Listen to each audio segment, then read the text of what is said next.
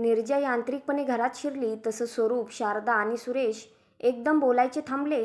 सुरेश, तिचे बाबा तिच्याकडे आणि शारदाकडे रागाने पाहत त्यांच्या रूममध्ये निघून गेले.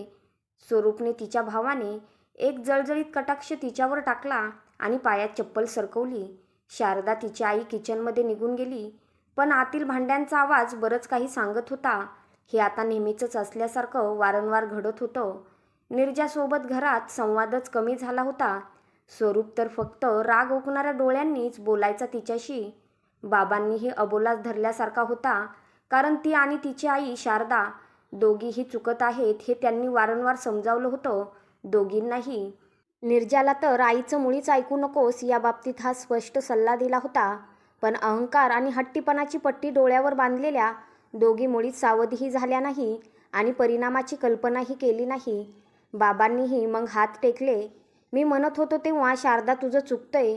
मुलीच्या संसारात दखल घेऊन विष नको कालूस. तिला तिच्या परीने त्यांच्या सगळ्यांसोबत जुळून घेऊ दे. चांगली लोकं आहेत ती. पण नाही, तुला तुझ्यासारखाच तुझ्या मुलीच्या कमाईचा गर्व. काय साधलं तू तसं वागून? निर्जा तर या बाबतीत अडाणी होती, पण तू तर संसार तडजोड यातून गेलेली होतीस ना.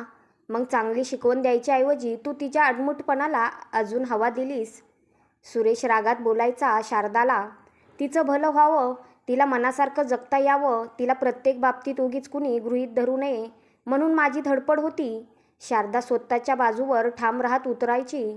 काय भलं झालं तिचं? आणि आता हे वेगळं टेन्शन.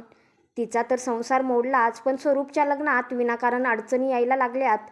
मी तर म्हणतो, अजूनही वेळ गेलेली नाही. आपण सगळे जाऊ, माफी मागू. चांगली माणसं आहेत ती. मोठ्या मनाने माफ करतील आपल्याला. सुरेश समजावणीच्या सुरात म्हणायचा. पण शारदा तिच्या मतावर ठाम.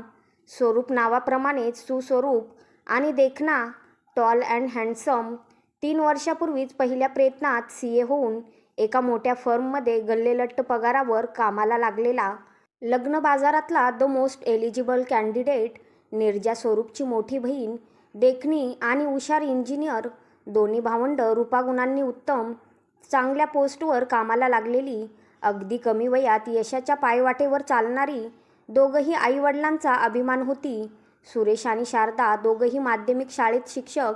सगळ्या सहकाऱ्यांच्या मुलांपैकी यांच्या मुलांची कर्तबगारी जास्त उठून दिसणारी.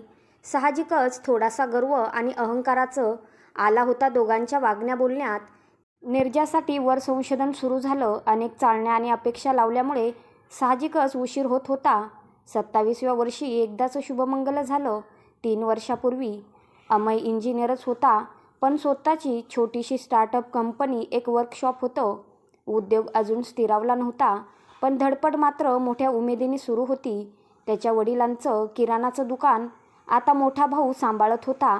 खरं म्हणजे अमयला आता मजबूत साथीची आणि त्याच्या धडपडीला समजून घेणाऱ्या सहचारणीची, प्रोत्साहन देणाऱ्या साथीदाराची गरज होती. पण यात मात्र निर्जाचा तोरा आड आला. तिच्या वागण्याला शारदाचं, तिच्या आईचं पाठबळ आणि समर्थन जास्त होतं. मुलीच्या संसारात अवाजवी लक्ष घालणं शारदाने सुरू केलं. त्यात मग अडाणी सासू सासऱ्यांना तर ती सुनवतच होती, पण इंजिनियर जावयाला पण निर्जापुढे सूचनांचा बडीमार करणं. व्यवसाय करणं म्हणजे अपयश, जॉब म्हणजे निर्जासारखं यश असं बोलून त्याला हतोत्साहित करणं चालूच होतं.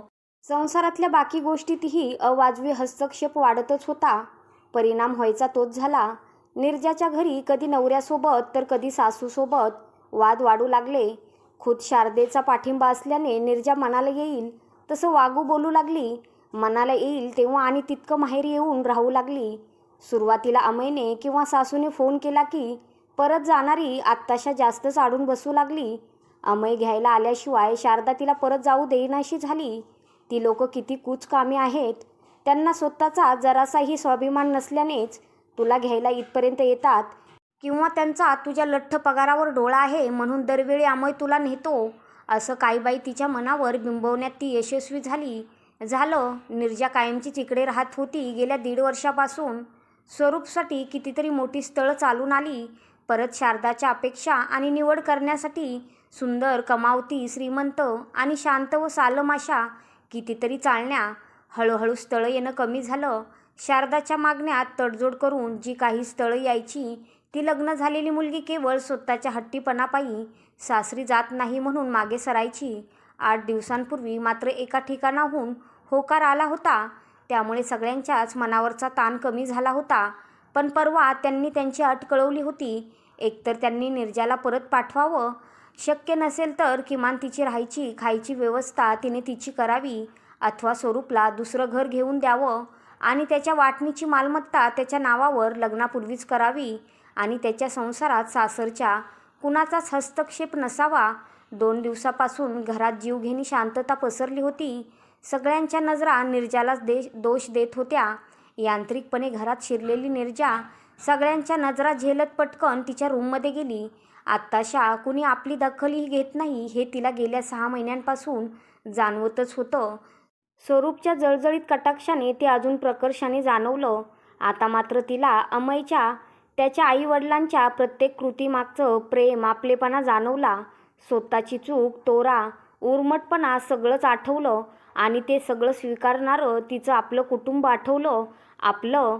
मनात उमटलेल्या या शब्दासरशी ती दचकलीच. हो, आपलंच.